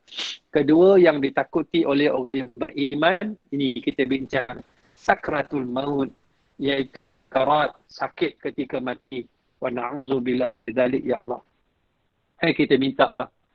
Kita minta Allahumma hawin alaina ataupun alayya, Allahumma hawin alayya sakratul maut, Allahumma hawin alayya sakratul maut. Wahai Allah, permudahkan aku masa mati dulu. Nanti mati, ya Allah mudahkan aku. Sebab tu saya sebut, ulama-ulama, tok-tok guru saya mengajar, amalkan doa, kalau boleh sebutlah sekali pun tak apa. Buatlah 3 kali lepas daripada solat. Baca duduk-duduk saja, Allahumma rzuqni, Allahumma rzuqni indal mauti taubatan. Wa indal mauti qabla mauti, Allahumma rzuqni qabla mauti taubatan. Allahumma rzuqni qabla mauti taubatan. Wa indal mauti syahadatan. Wa indal mauti syahadatan. Wa qabla al mauti wa ba'da al mauti jannatan wa na'ima. Jannatan wa na'ima. Doa ni antaranya selain daripada kita beramal, amal yang bawa kepada kebaikan, maka kita berdoa. Antara diajar oleh tok-tok guru, apa dia? Wahai Allah, rezekikan ketika aku mati besok, sebelum mati, aku dapat bertaubat. Keduanya, ketika aku mati, ya Allah, ketika mati, aku dapat pahala syahadatan, pahala syahid. Walaupun mati dekat atas katil, boleh tak Allah sedekah, Allah beri kurniakan kita pahala syahid? Boleh. Kan? Boleh. Itu rezeki masing-masing. Yang ketiganya, setelah daripada mati, dapat apa? Jannatan wa na'ima. Jannatan wa na'ima. Dapat syurga dan nikmat-nikmatnya. Jadi dalam poin doa tu tadi, antaranya apa dia? ketika mati dapat pahala syahid. Kenapa? Satu-satunya mati yang tak sakit, mati syahid. Jadi mati syahid tak ada sakarat. Itu hubung kait dengan perbincangan kita. Dan tajuk sakarat ini, bermula surah Qaf tu tadi, ayat 19, suratul An'am, Al-An'am 93, surah Al-Qiyamah 26, semua menceritakan tentang sakarat. Jadi kita minta selain daripada doa secara khusus, Allahumma hawin alaina sakratal maut. Allahumma hawin alaina sakratal maut. Wahai Allah, kami minta jauh daripada sakarat. Maknanya mati sakit. Dan kita juga minta bagai wahai Allah, maknanya sebaliknya, wahai Allah, ketika mati aku minta pahala syahid. Sebab apa kata Tok Guru, bila minta pahala syahid, kita mati tak ada sakaratul maut. Sakaratnya tidak kuat. Tidaklah sakit. Lalu, sambung lagi sikit, diriwayatkan daripada Aisyah radhiyallahu anha, dia berkata, anna Rasulullah sallallahu alaihi wasallam kanat baina yadayhi rakwatun aw ulbatun fiha ma'un faja'ala yudkhilu yadayhi fil ma'i fayamsahu bihima wajhahu wa yaqulu la ilaha illallah inna lil mauti sakarat thumma nasaba yadayhi faja'ala yaqul fi rafiqil a'la hatta qubida wa malat yaduhu riwayat Al-Bukhari daripada Aisyah radhiyallahu anha. Yang cerita hadis ini Aisyah ni isteri Nabi yang banyak meriwayatkan hadis Nabi, sebanyak 2210 hadis daripada mulut baginda sendiri. Dia mendengar hadis-hadis daripada mulut baginda sendiri, bukan dengar daripada orang lain. Dan dia isteri Nabi, dan Nabi wafat di atas ribaan dia. Dan dia kata, aku gembira sebab Nabi meninggal, wafatnya di atas ribaan aku, di atas dada dia ni. Kepala Nabi tu di atas dada Siti Aisyah radhiyallahu anha. Dalam arti kata lain, Nabi tu di atas ribaan Aisyah radhiyallahu anha. Hatta Nabi ni ketika nak meninggal, dia nampak apa? Sepupu Aisyah masuk. Dia nampak Al-Fadal masuk. Ketika kata lain dia ada siwak, dia pakai siwak. Nabi tengok, ya, Nabi suka siwak. Nabi suka siwak ketika sihatnya. Nabi tengok. Nabi tak cakap apa. Siti Aisyah faham akan keadaan baginda sallallahu alaihi wasallam. Lalu Aisyah radhiyallahu anha berkata, ya Rasulullah, kamu nak siwak ke? Nak gosok gigi ni, nak bersugi ke? Lalu kata Rasulullah, ya. Lalu Siti Aisyah ambil kayu siwak tu tuan-tuan, digigitnya, dilembutkan dulu, digigit, dilembutkan dulu. Sebab kayu tu kan kalau kita mula-mula siwak kan, gosok gigi kan keras. Lalu diambil, digigit-gigit, dilembutkan, barulah digosokkan kat gigi Nabi SAW. Sebab tu kata Siti Aisyah, aku gembira ketika Rasulullah wafat, air liur aku bercampur dengan air liur Rasulullah sallallahu alaihi wasallam. Nah, sebutnya air liur Rasulullah bercampur dengan air liur Siti Aisyah radhiyallahu anha. Kerana apa? Apabila digigit kayu siwak itu, digosokkan ke gigi Nabi yang mulia, terkena dengan air liur dia. Dan Siti Aisyah juga kata, aku tidak hairan, aku tidak cemburu, aku tidak merasa apa? Merasa pelik. Dengan arti kata lain, aku tak rasa pelik melihat orang meninggalnya sakit, sakaratnya susah. Kerana apa? Aku tengok Nabi meninggal pun susah. Arti kata lain, itulah gambaran yang digambarkan di hadapan Rasulullah SAW. Ada sebuah bekas daripada kaca yang berisi air. Lalu Rasulullah SAW mengambil air itu dengan tangannya dan mengusap air tersebut ke wajahnya sambil berkata, tidak ada Tuhan selain daripada Allah. La ilaha illallah. Nabi nak meninggal, Nabi dapat mengucap La ilaha illallah. Sebab tu Nabi sebut dalam hadis yang lain, Man kana akhiru kalamihi La ilaha illallah dakhalal jannah.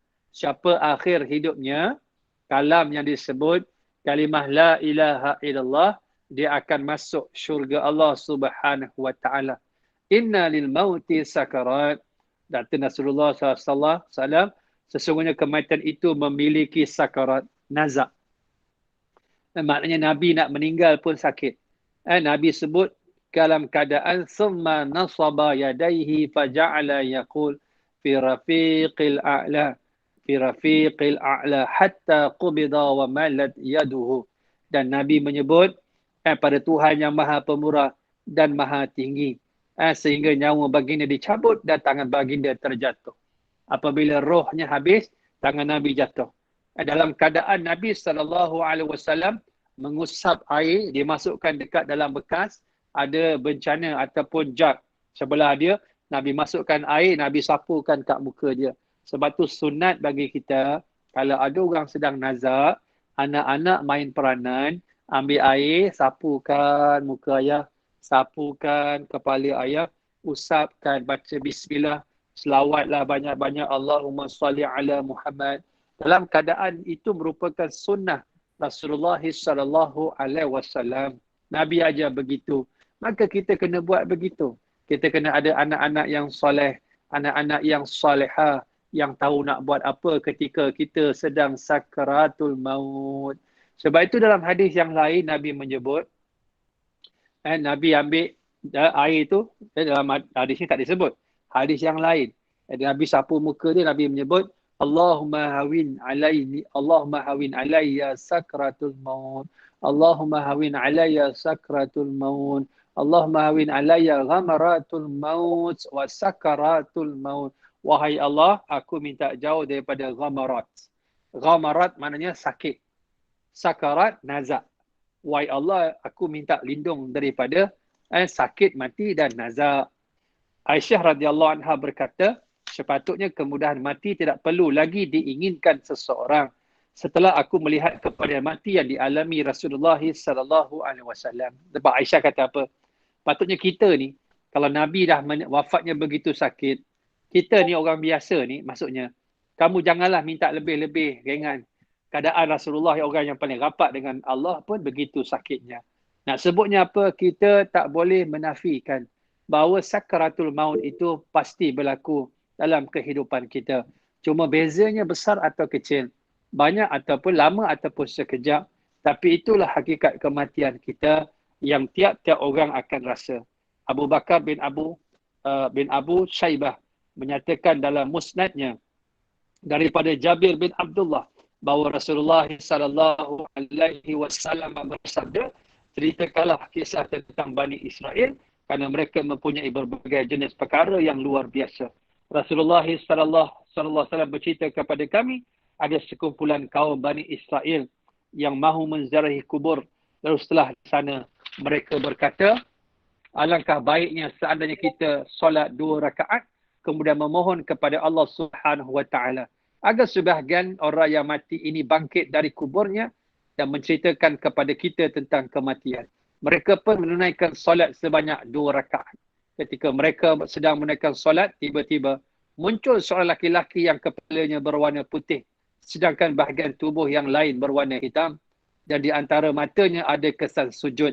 Dia berkata, apa yang kamu semua inginkan kepadaku, aku telah mati sejak 100 tahun lalu. Tetapi panasnya kematian masih aku rasakan sehingga sekarang. Oleh sebab itu, memohonlah kepada Allah Subhanahu wa taala agar dia mengembalikanku seperti dahulu. Subhanallah. Jadi dalam cerita ini, iaitu gambaran yang berlaku yang Nabi ceritakan di kalangan Bani Israel, di kalangan mereka itu Allah berikan dengan izinnya mereka bersolat dan mereka berhajat sehingga orang dah mati beratus tahun pun hidup kembali menceritakan keadaan mereka. Dan orang yang bangun ini, badan dia hitam, badan dia, rambut dia putih. Rambut putih itu beruban, menggambarkan betapa sakitnya mati. Sehingga rambut beruban. Sebab itu sakitnya mati saya sebutkan. Ulama mengatakan, sakit mati ni sahabat-sahabat, kalau kita ada 1000 helai rambut, setiap helai rambut merasakan kesakitan mati. Dan sebab itu, kesan itu dirasai oleh mayat. Subhanallah. Sakit bukan ke kepala. Jadi sahabat yang dikasihi oleh Allah Subhanahu wa taala, kita berhenti muka surat 42 pada perenggan yang pertama boleh dah. Nanti kita sambung lagi pada perkongsian akan datang. Kita nak habiskan tajuk ini sehinggalah seterusnya. Boleh? Ada soalan Ustaz daripada Ah, Nuridah Muhammad Yasin. Sila. Sampai masa kita akan mati, adakah kita tahu Ustaz tapi tidak dapat nak melafazkan pada orang lain? Ya. Terima kasih. Subhanaka la ilma lana illa ma 'allamtana innaka antal alimul hakim.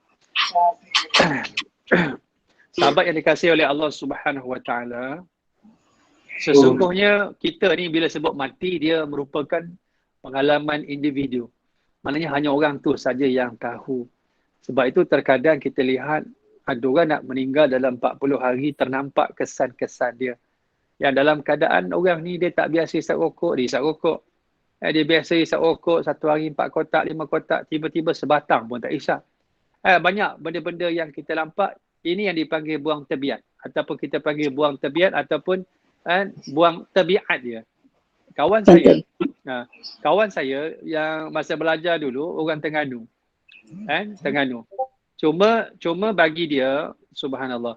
Saya duduk 4 orang kat rumah tu. Dia nak meninggal. Malam tu dia meninggal pukul 2 pagi. 3 pagi dia meninggal. Kemudian petang tu pelik sikit. Dia masak bubur kacang. Bubur kacang ni pakai periuk besar. Boleh makan 40 orang saya rasa. Bubur kacang. Lepas tu saya kata kenapa ni? Dia kata ini kenduri tahlil kata dia. Kenduri arwah. Saya kawan-kawan lain tak terasa. Kerana apa? Kita tak lagi bahawa tanda-tanda dia, melainkan kita ini bila dia dah meninggal, kita flashback balik, kita teringat, oh dia pernah buat macam ni, patutlah dia buat macam ni, patutlah dia buat macam ni. Cuma hebatnya dia, subhanallah, ini rezeki Tuhan. Adapun kita ni boleh rasa kita nak meninggal, satu. Yang kedua, ada orang itu Allah letakkan pada hatinya dia nak buat benda-benda yang baik sebelum meninggal. Sebab itulah kita ini berada di atas perbuatan ataupun kegemaran kita. Sebab itu kadang-kadang kita tengok ada orang meninggal sedang sujud dalam solat. Ada orang sedang baca Quran. Sebab tu memang disebutkan begitu. Maknanya kita ni akan cenderung kepada keadaan kita mati itu di atas apa yang kita suka lakukan. Sebab tu berbahagialah dengan orang-orang yang suka buat benda-benda yang baik. InsyaAllah dengan izin Allah, dia akan mati dalam keadaan begitu. Walaupun dia ada tanda-tanda kematian, dia rasa dia nampak dan dia akan tahu dia akan mati. Cuma dia tak boleh beritahu ke orang. Tetapi dia itu berada di atas lorong yang betul untuk menuju ke titik akhirnya. Maka ini Allah bagikan. Ada orang tu, seorang pakcik tu, dikumpulkan anak-anak dia, cucu dia, menantu dia, dia nasihatkan tiap seorang. Anak dia, menantu dia, cucu dia, habis semua dia bagi nasihat, dia bagikan tazkirah, dia bagikan peringatan, kemudian esok dia meninggal. Orang tak tahu dia nak meninggal. Dia mungkin dia tahu tetapi dia tak boleh beritahu aku nak meninggal sebab orang semua tak tahu. Hatta diri kita sendiri kalau kita tahu sekalipun, wallahu alam, kita tak boleh beritahu ke orang. Macam kawan saya tu tadi yang meninggal tadi buat bubur kacang tu tadi. Dia ni suka solat. Dia ni hafal Quran. Dia suka solat malam. Sedangkan kita dah hantar dia kat stesen bas nak balik ke universiti dia lah petang semalam. Sebelum dia meninggal. Dia ni turun daripada bas, tiket dah beli dah. Dia turun, kita tanya kenapa turun? Dia kata nak solat sekejap. Dia sikit-sikit solat, solat sikit. Itu hidup dia. Dia solat sahabat-sahabat, dia solat 2 rakaat, solat hajat. Bila habis dia solat, dia kata, aku tak boleh balik rumah aku lah. Kenapa? Kita pun tanya, aku nak mati sini. Kita yang hidup tak boleh nak fikir. Tak boleh nak brain. Dia sendiri mungkin ada dia nampak atau tanda-tanda dia. Tapi dia pun cakap, dia pun tak boleh nak convince kita, nak yakinkan kita. Kita pun manusia biasa. Cuma peliknya pukul 2 pagi, dia bangunkan saya. Dia kata bangun-bangun. Saya kata kenapa? Aku nak mati. Saya pening. Kita baru nak tidur. Dia pula kata nak mati. Kita pening kepala. Saya kata kau ni biar betul. Kita pun cakap macam-macam. Sebab kita tak boleh assume dia nak mati dah. Kan? Kita tak boleh nak faham. Sehinggalah kata kawan budak Perak ni, dia senior sikit, dia kata tak apa, ikutkan apa yang dia nak. Maka dia pun baca Quran. Bila kita kata mengucap, dia mengucap. Dan dia baca Yasin, dia apa Quran. Akhirnya dia meninggal pada pukul 3 pagi lebih, dia pun meninggal dunia. Jadi apa yang kita hidup, kita dapat melihat balik apa yang dia lakukan ketika dia nak meninggal. Kita dapat flashback balik tanda-tandanya. Adapun bagi diri kita, kita melalui satu keadaan, Allah akan tunjukkan pada setiap orang apa yang dia akan tempuh. Cuma dia tak boleh nak berkongsi dengan orang lain sebab ke arah alam barzah itu merupakan dimensi ataupun dunia lain.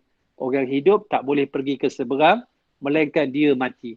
Dan orang yang dah seberang, bila dia pergi, dia pun tak boleh beritahu orang yang hidup dengan keadaan-keadaan diri dia. Sebab itu tak ada orang yang seronok, dia balik, dia jumpa kita lepas dia mati, oi seronok aku, kau jangan tinggal sedekah, kau jangan tinggal solat, kau jangan lupa Quran, kau jangan lupa selawat, kau jangan lupa zikir. Aku dah rasa best. Tak ada. Tak ada yang masuk kena belasah. Dia balik semula. Kau janganlah tinggal solat. Teruk aku kena belasah. Tengok aku ni lebam-lebam, hancur lebur ni. Jangan tinggal tu, jangan tinggal ni. Sebab masing-masing membawa pengalaman masing-masing ketika mana nak meninggal dunia. Wallahu a'lam bishawab. Silakan. Assalamualaikum Ustaz. Assalamualaikum. Nak tanya macam Assalamualaikum. Waalaikumsalam. Saya nak tanya macam mana kita tahu yang dosa-dosa kita ni banyak dan Allah telah ampunkan. Oh, okey. Subhanaka la ilma lana illa ma 'allamtana innaka antal alimul hakim. Maknanya dosa-dosa kita ni kita nak tahu bila hati kita bersih. Dia nak tahu senang saja. Ada ulama' meletakkan beberapa tanda dia. Tanda-tanda hati kita bersih, yang pertama, kita ni cenderung buat baik. Kita cenderung buat baik. Bila sebut buat baik je, kita rasa lazat. Tahu rasa lazat. Macam kita makan, benda yang kita suka, yang lazat. Kita akan mengulang-ulang benda yang lazat.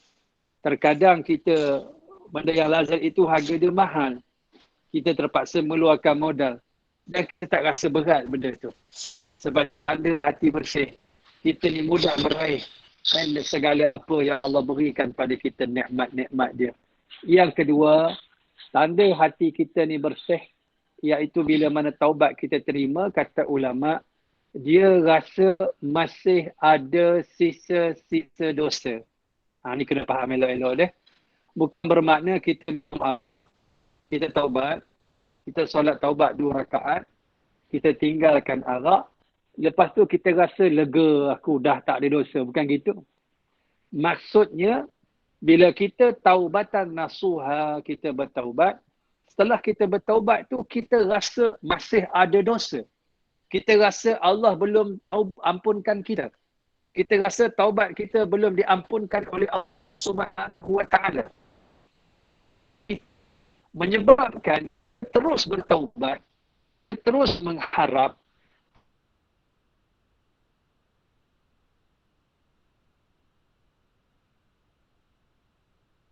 kita terus melakukan kebaikan-kebaikan dan tanpa merasakan kita bebas dari dosa. Boleh faham?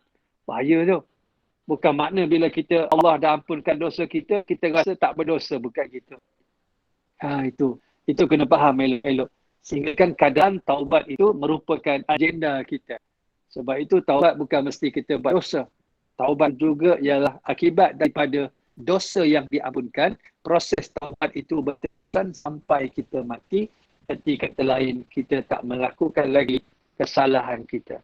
Yang ketiga, tanda-tandanya kata ulama, kita semakin pemurah. Dia melibatkan harta. Sebab apa? Orang yang telah diterima taubatnya itu dalam hatinya sudah tidak ada apa yang dinamakan dunia. Yang ada namanya dunia, dia tak mahu lagi dah. Kerana keampunan itu lebih mahal daripada dunia yang ada. Sebab itu antaranya kisah macam mana sahabat bernama Ka'ab bin Malik. Ka'ab bin Malik, 3 orang ni, Hilal bin Umayyah, Mararah bin Ar-Rabi', 3 orang sahabat yang tertinggal dalam peperangan Tabuk. Madinah dengan Tabuk jarak dekat 700 km. Jauh. Nak lawan dengan Rom, musim panas, sangat panas. Siapa faham Madinah musim panas macam mana? Terbakar kepala. Itulah panasnya dekat Madinah. Sangatlah panas. Tiba-tiba nak pergi lawan Rom. 3 orang ni bukan tak nak pergi perang. Dia jenis hemoy tu hemoy.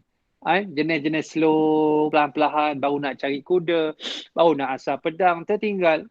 Bila mana tertinggal, Nabi pergi, kemudian perang pun tak jadi, Nabi balik. Bila balik, mereka 3 orang ni minta maaf kat Nabi. Bahawa mereka tinggal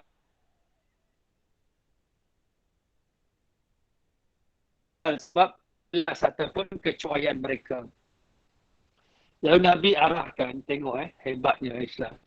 Nabi arahkan sahabat-sahabat lain, mereka beri salam sunat, jawab salam wajib.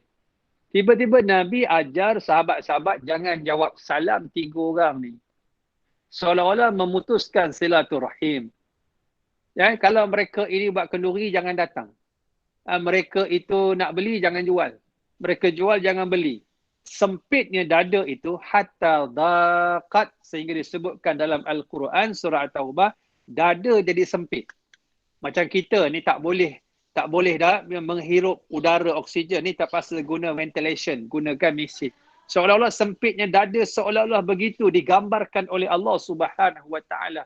Sempitnya diboikot oleh Rasulullah sallallahu alaihi wasallam. Orang tak nak kawan dengan dia. Sehingga kan turunnya ayat Allah ampunkan mereka. Jadi sehingga kan Ka'ab bin Malik ini, dia sedekahkan semua hartanya. Ka'ab bin Malik ini dia banyak menangis. Hujung hidupnya matanya buta. Hujung hidupnya matanya buta. Ini sahabat yang banyak berjuang bersama Nabi. Quran turun ayat berapa? 119 tak silap saya, surah At-Taubah 119. Wa ala salasatil ladina khulifu, iaitu 3 orang yang tertinggal dalam peperangan Tabuk, akhirnya Allah ampunkan mereka. Arti kata lain, bila turunnya ayat ini, Allah ampunkan dosanya. Dan Ka'ab bin Malik menangis, menjerit-jerit kerana seronoknya. Tak terkata kerana ada satu jaminan daripada Quran, Allah ampunkan dosanya. Kalau kita hari ini, kita baca ayat surah At-Taubah, tiba-tiba ada ayat menceritakan diri kita yang diampunkan oleh Allah. Agak-agak macam mana perasaan kita? Ayat ini anak kita baca, cucu kita baca, cerita ayah aku, cerita atuk aku, cerita moyang aku dalam Al-Quran. Allah menerima taubat. Kita ni berdoa bertaubat, belum turun ayat mengatakan kita diterima taubat. Tetapi mereka diterima taubat mereka oleh Allah. Ka'ab bin Malik berikan seluruh hartanya. Sehingga Nabi kata, wahai Ka'ab, tinggalkan sedikit untuk keluarga engkau. Dia kata, wahai Rasulullah, tidak ada apa yang lebih besar daripada keampunan daripada Allah Subhanahu wa taala. Sebab itu ini beberapa tanda yang sempat saya sebut. Banyak lagi tanda-tanda yang disebutkan oleh para alim ulama. Arti kata lain, asasnya ada dalam kehidupan kita. Sebab tu bila kita ni Allah ampunkan, kita tak rasa selamat dengan taubat kita. Faham tak? Maknanya orang yang merasa selamat dengan taubat dia, orang tu sebenarnya tak bertaubat langsung. Kerana taubat ini dia datang daripada hati yang dalam. Sebab tu taubat ini yang kita nampak luaran. Dia tinggalkan dia punya zina, dia tinggalkan minum arak, judi. Itu sekadar zahirnya. Tetapi hatinya yang dalam. Sebab tu dia punya taubatan nasuh. Dia lupa diri dia semalam. Dia minum arak, dia taubat hari ini, dia lupa dia peminum arak semalam. Dia bertaubat hari ini, dia lupa semalam dia penzina. Dia bertaubat hari ini, dia lupa semalam dia penjudi, dia tarik judi. Dia bertaubat hari ini, dia lupa semalam dia pembunuh. Dia manusia yang baru dengan jiwa yang baru yang Allah berikan kepada dirinya. Sebab itu sahabat-sahabat, kecenderungan hati kita itu boleh menjadi sebahagian daripada kekuatan kita untuk beribadah kepada Allah. Kita kan pernah melalui zaman-zaman kegelapan. Zaman-zaman dulu, kadang-kadang tak pakai tudung. Kadang-kadang kita solat kita, puasa kita Tapi dalam keadaan kita tak ada ilmu, kita belum belajar, kita masih lagi jahil. Tetapi bila kita ada rasa kesedaran yang masuk ini, dia menjadikan kita lain. Kita manusia lain. Jadi beberapa tanda yang saya sebutkan, tanda-tanda besar, kecenderungan dia. Ialah bila buat maksiat, yang keempat, dia rasa pahit. Dia rasa pahit. Sebab itu untuk kita boleh tinggalkan maksiat, kita kena ada satu benda yang lebih lazat dari maksiat. Menyebabkan manusia bertinggal maksiat, dia rasa maksiat itu lazat. Untuk meninggal kelazatan maksiat, dia kena ada kelazatan beribadah kepada Allah.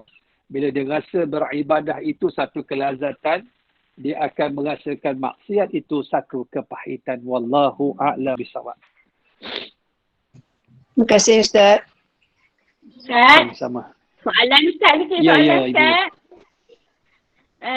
Boleh, Macam ya, lanjutan daripada tadi kan, yang kita amalan yang patut, yang digalakkan lah, sangat digalakkan ialah kita sembahyang sunat taubat nasuha kan Ustaz.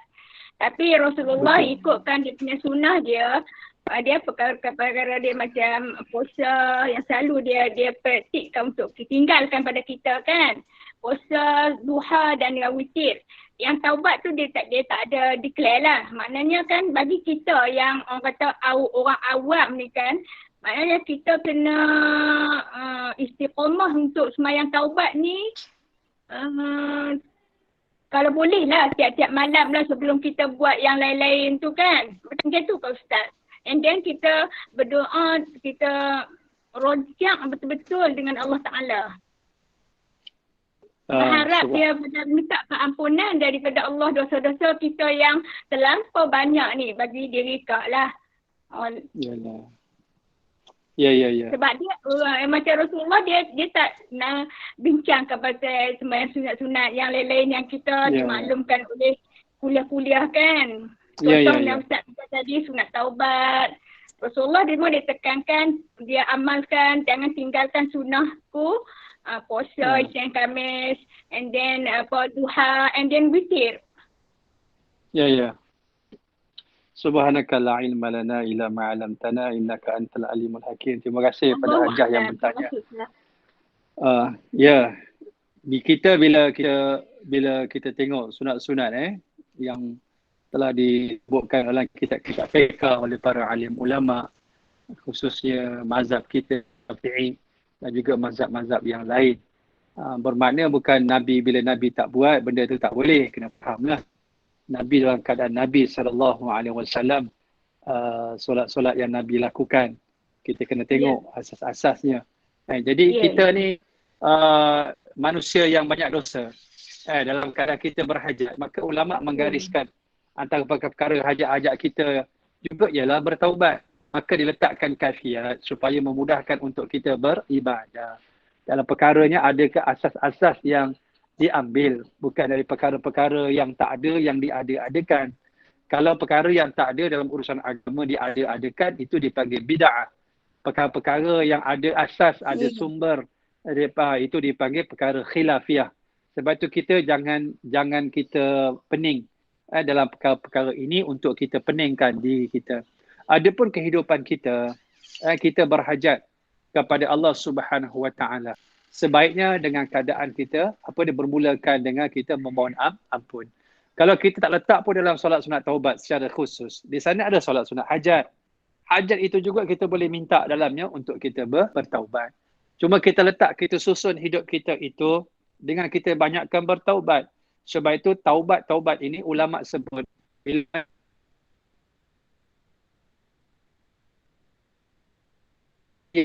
dosa cukup istighfar, tak cukup kita dengan sebut Astaghfirullahalazim.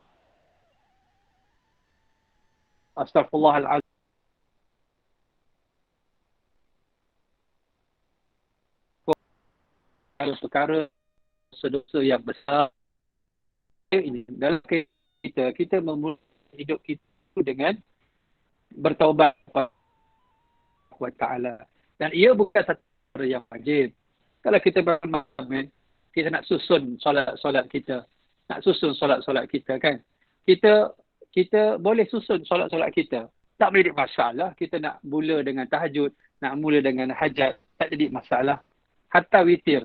Orang nak solat witir lepas isyak, dia tidur. Bangun malam, dia bangun, dia buat solat lain, dia buat witir dah. Ada orang lepas isyak, dia tidur. Dia bangun, dia buat solat lain, dia tutup dengan witir. Ini benda terpulang. Tidak wajib kita nak buat bila. Tapi kalau kita bangun malam, kita nak mula dengan taubat. Itu sebaik-baik orang, sebaik-baik pilihan. Terpulang. Ia bukan satu kemestian yang mesti kita ikut. Kena macam ni. Tidak. Kerana dalam perkara-perkara yang sunat, jangan membebankan diri kita, tetapi kita susun menjadi program hidup kita. Supaya kita dapat hidup dengan sistem, dengan program. Dengan program. Kan? Ada orang dia tak mampu solat witir banyak, dia buat solat 1 rakaat saja. Ada orang boleh buat 3, ada orang boleh buat 11. Bergantung kepada kemampuan masing-masing. Dalam erti kata lain, kalau tengok hadis-hadis Nabi, Nabi buat solat sunat 11 rakaat. 11 rakaat. Nabi tutup dengan witir. Tapi tak disebutkan dalam hadis secara khusus. Apakah solat yang Nabi buat tu 11? Apakah jenis-jenis dia? Apakah nama-nama dia? Cuma disebut dengan solat sunat malam, tahajud. Itu perkara-perkara yang diterangkan oleh ulama, memudahkan bagi kita beramal. Sebab itu amalan-amalan kita. Banyak amalan-amalan kita yang mana diajarkan oleh ulama sebagai memudahkan kita untuk beribadah. Dan setiap orang dia mungkin ada kemampuan tersendiri saja.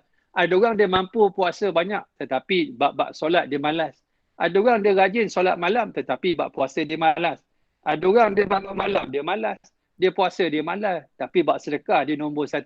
Sebab tu manusia itu dia berbeza-beza. Sebab manusia itu Allah jadikan dalam kemampuan dan juga kemampuan dan juga kelebihan yang pelbagai. Sebab itu tak ada manusia dia mampu buat semua perkara. Sebab tu amal yang soleh itu terlalu banyak. Lalu kita ni sebagai orang biasa, kita tengok apa yang kita boleh susun dalam hidup kita. Kalau kita ambil solat-solat yang Nabi lakukan pun, dalam erti kata lain yang Nabi lazimkan. Kalau siangnya namanya apa dia? Solat sunat duha. Malamnya solat sunat witir. Kita jaga hak ni pun dah kemah dah. Kita tambah lagi yang lagi banyak supaya hidup kita tersusun. Yang sedikit berterusan. Al-qalilul mustamir khair minal kathir al-munqati. Sedikit yang berpanjangan berterusan lebih baik daripada yang banyak tetapi terputus. Kita bangun malam, solat dekat-dekat subuh tertidur. Subuh pun tak bangun. Lebih baik orang yang dia bangun, dia solat 2 rakaat, kemudian dia bangun solat subuh daripada orang yang tadi puluh tetapi tidak ada sistem. Supaya ini kita kena susun dengan baik. Wallahu a'lam bishawab. Terima kasih Ustaz. Soalan terakhir Ustaz. Ala kulihan Ustaz. Ada soalan terakhir. Bolehkah solat-solat sunat kita buat kalau kita ada tinggal fardu masa ramai remaja? Ya. Ustaz, sambungan tadi ala kulihan apa-apa. Pak, tadi ada soalan baru tadi. Soalan sunat tadi. Hello. Soalan baru ni, bolehkah kita buat soalan-soalan sunat? Sebab masa remaja dulu kita banyak tinggal solat-solat fardu. Ya. Okey. Subhanaka la ilma lana illa ma 'allamtana innaka antal alimul hakim. Terima kasih kepada yang bertanya. Ada pun solat-solat yang kita tinggalkan di zaman-zaman kegelapan dulu. Semua ulama bersepakat, jumhur kan, semua mazhab kita wajib qada. Sama ada kita dalam keadaan kita wajib qada tersebut, kan, apa yang kita tertinggal, sama ada kita ingat sejak kita aqil balik berapa solat kita, berapa waktu kita tinggal, ataupun kita tak ingat, kita agak-agak saja, kan, dan kita kena qada. Cara qada kita terpulanglah kerana dia masa yang dipanggil muwasak. Maksud muwasak, dia ini masa yang luas. Bila-bila kita boleh buat, kita susunlah. Adapun dalam keadaan kita masih lagi qada, kita punya solat-solat hak wajib, kita boleh melakukan solat-solat sunat kita kalau kita nak buat. Maknanya qada hak wajib, kita boleh buat juga yang sunat. Ada pun ada yang orang kata, Ustaz, kalau saya belum habis qada, tiba-tiba saya mati. Yang penting kita ada niat nak qada, ada kesedaran. Ada pun kita tak habis nak qada ketika kita mati, itu bukan urusan kita. Tetapi urusan kita, kita ada niat untuk qada, cuma masa qada tak sampai. Untuk kita selesaikan. Itu serah balik kepada Allah Subhanahu Wa Taala. Jangan membebankan diri kita dengan benda-benda yang kita tak mampu lakukan. Wallahu a'lam bishawab. Okey, kita tangguh Ustaz. Okey, ada satu maklumat. Esok, malam esok. InsyaAllah malam esok, hari Khamis, malam Jumaat, saya akan dalam seminggu ni saya tak dapat buat sebab hello. Seminggu saya tak dapat buat sebab saya tak sihat. Kemudian saya nak sambung balik lah. Maknanya setiap hari Khamis malam Jumaat, kalau diizinkan Allah, pukul 9 malam saya nak teruskan munajat, istighasah dan ruqyah saya. Saya akan kongsi dalam Zoom meeting dan saya masukkan jugalah dalam Facebook. Jadi program kita akan mula pukul 9 malam lah. Kerana apa? Kerana hari Khamis ramai yang berpuasa. Ada yang kata tak sempat nak buat awal Ustaz, nak makan lagi, nak solat lagi dan sebagainya. Jadi nak mudahnya agak-agak. Ya. Siapa ni? Hello. Esok saya akan sambung munajat, istighasah dan ruqyah saya lah. Pukul 9 malam. Nanti link saya akan share dalam Facebook saya dan juga saya WhatsApp pada sahabat-sahabat nanti untuk yang masuk dalam Zoom meeting, dan juga Facebook pun saya buka. Bagi yang dah ada kitab yang saya dah yang order saya dah sampaikan, mereka yang dah ikut istighasah dengan saya, dia dah ada kitab. Saya buat 3 dalam 1, munajat bagi yang berhajat dalam isu COVID-19 dan sebagainya, istighasah pertolongan bagi yang sakit dan sebagainya. Yang ketiga ruqyah. Habis daripada istighasah, saya baca Yasin, saya akan baca amalan zikir pelindung diri ataupun kendiri diri yang diajarkan oleh almarhum Tuan Guru Dato' Ustaz Ismail Qamus. Maknanya saya bacakan. Jadi sahabat-sahabat yang kat rumah ada air mineral 1 liter, 2 liter, boleh buka tutup dia. Kemudian ada limau nipis dalam 9 biji, letak dalam pinggan. Jadi saya tiup saja. Saya tiup, habis daripada saya bacakan ruqyah tu, saya tiup, letakkan handphone sahabat-sahabat sebelah daripada air dan juga limau tersebut. Nanti boleh gunakan air itu untuk apa? Untuk perubatan bagi yang lemah semangat, bagi yang ada gangguan jin, bagi yang kena sihir, bayi tak tidur malam, bayi menangis dan sebagainya. Boleh mandikan dengan air dan limau tersebut pada malam besok. Jadi dalam keadaan PKP ni saya nak sebut, ada yang sakit-sakit, saya bacakan dari rumah saja. Pakai handphone. Handphone tu letak kat tepi baby, tepi orang sakit, tepi daripada limau dan juga air tu saya bacakan dari jauh. Alhamdulillah, Allah bagi peluang. Dapat sembuh dengan izin Allah Subhanahu Wa Taala. Jadi malam besok maknanya program nanti saya akan bagi poster lah. Boleh sahabat-sahabat nak masuk sekali pun boleh. Dan boleh kita gunakan sekali kat ujung itu dengan ruqyah. Jadi maknanya kita buat 3 dalam 1. Yang pertama munajat macam biasa. Yang kedua istighasah. Kita baca ramai-ramai. Istighasah tu ada 13 tempat. Daripada kita mula istighfar sampai yang ke-13, Ya Rahman, Ya Rahim, Ya Rahmanu, Ya Rahim, Ya Rahmanu, Ya Rahim. Ada 13 tempat. Hujung tu saya akan baca Yasin, Yasin, Yasin, Yasin. Habis Yasin, saya akan sambung dengan ayat-ayat ruqyah.